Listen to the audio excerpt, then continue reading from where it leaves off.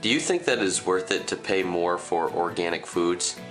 I'm not really sure if it's worth it because I know that organic foods are free of pesticides and chemicals, but they're also promoting healthy living and healthy eating. So it's up and down. I think it could be worth it, but I feel like they shouldn't be as expensive as they are. Okay. And do you know what percentage of foods in America are organic? I would say about 50% of foods are organic. Do you know how to tell if fruit is genetically modified or organic? Generally, if I go to the supermarket, I guess the only way I'd be able to tell is on the label. Say an apple or something, on the sticker it might say it's organic or not. Or a carton of strawberries. I really think that's the only way a general customer could be able to figure out if it's genetically modified or organic or not. What percent of foods in America do you think are considered to be organic? Maybe like 10% of foods are organic. Okay. And what do you think of when you hear the word organic? Initially, I think of like, not modified foods, food grown in a friendly environment where if they're growing animals, they treat animals nicely as well. But in the back of my mind, there's also something that says, it's all a joke. There's no such thing as organic.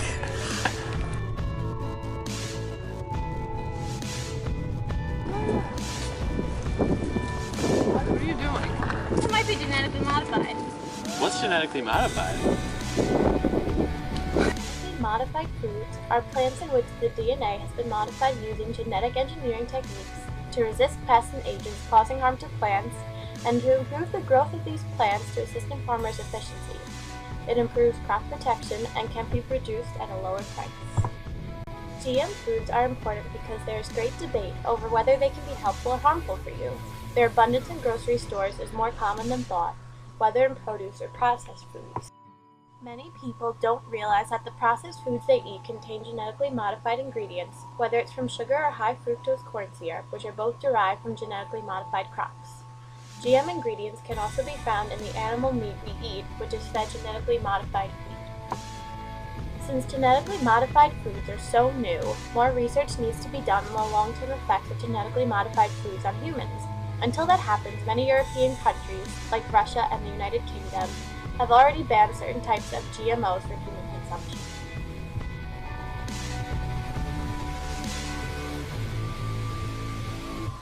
Organic once used to mean locally grown and pesticide-free, but now that's changed. There's some disadvantages to GM foods.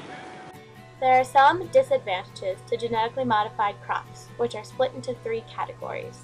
The first being environmental hazards, which have unintended harm to other organisms, reduced effectiveness of pesticides, gene transfer to non-target species which can result in superweeds. The second category are human hazards such as allergenicity and unknown effects on humans. The third category is economic hazards, which are due to the rising price of seeds due to patents where third world countries cannot afford them, widening the gap between the rich and poor countries.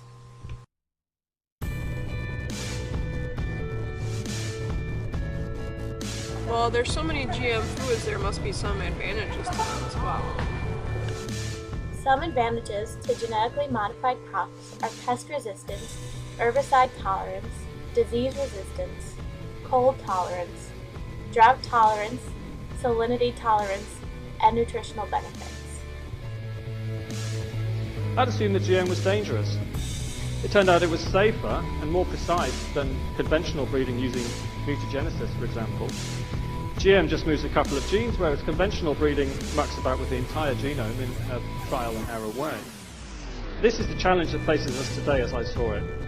We're going to have to feed 9.5 billion, hopefully much less poor people, by 2050 on about the same land areas we use today, using limited fertilizer, water, pesticides, and in the context of a rapidly changing climate.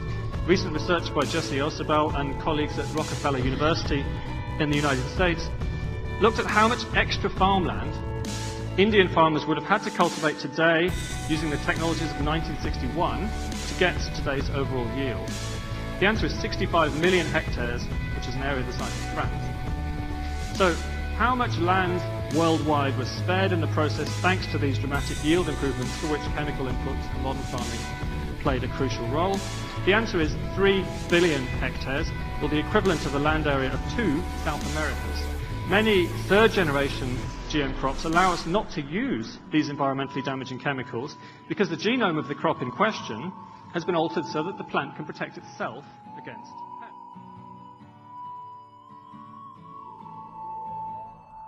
Something on the news about this biotech company, Monsanto. What's that all about? Monsanto is a multinational agricultural biotechnology corporation and leading producer of genetically engineered seed, as well as an herbicide called Roundup. On March 26, 2013, President Obama signed into law an act commonly referred to as the Monsanto Protection Act. This piece of legislation enables Monsanto to continue selling its products despite litigation and health concerns. It is in effect for 6 months until September 30th, 2013. It exempts biotech firms like Monsanto from judicial review. Whole Foods is requiring products to carry labels indicating whether they contain genetically modified ingredients by 2018. This is due to a response to consumer demand.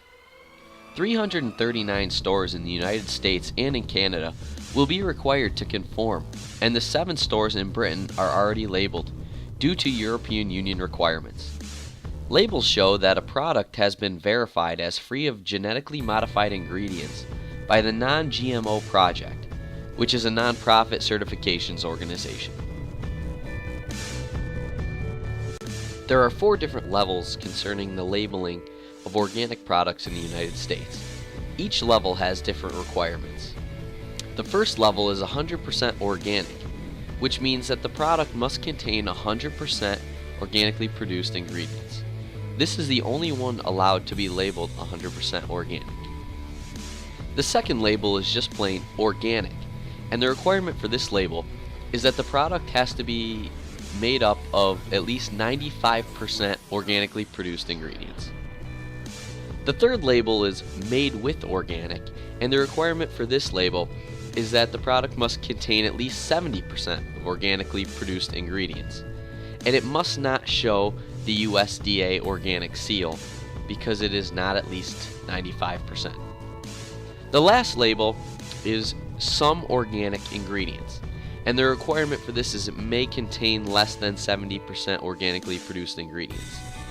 This product may not show the USDA organic seal or the certifying agent seal.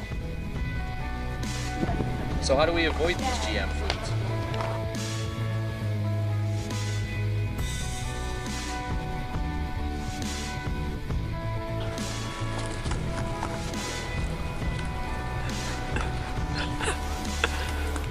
Now the real way on how to avoid GM foods.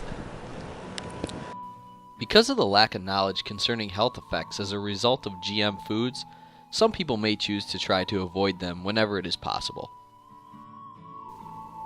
If you want to avoid genetically modified foods, here are some ways. Number 1. Avoid produce subject to known genetic modifications. For example, corn, soybeans, zucchini, and sugar. Number 2. Buy food that is labeled 100% organic. Number 3. Look for other trusted organic certifications, such as Quality Assurance International Certification, also known as QAI, Oregon Tilth Certified Organic, and California Certified Organic Farmers, otherwise known as CCOF. Number 4. Look at the barcode on the produce that you are purchasing. If it is a 4-digit number, the produce has been conventionally produced. If there's a 5-digit number, but beginning with an 8, the produce is genetically modified. If this 5-digit number begins with a 9, then it is certified organic. Number 5. Purchase 100% grass-fed beef. Number 6. Look for products that are specifically labeled non-GM or GMO-free. Number 7. Shop locally at places such as farmers markets. And finally, number 8, grow your own food.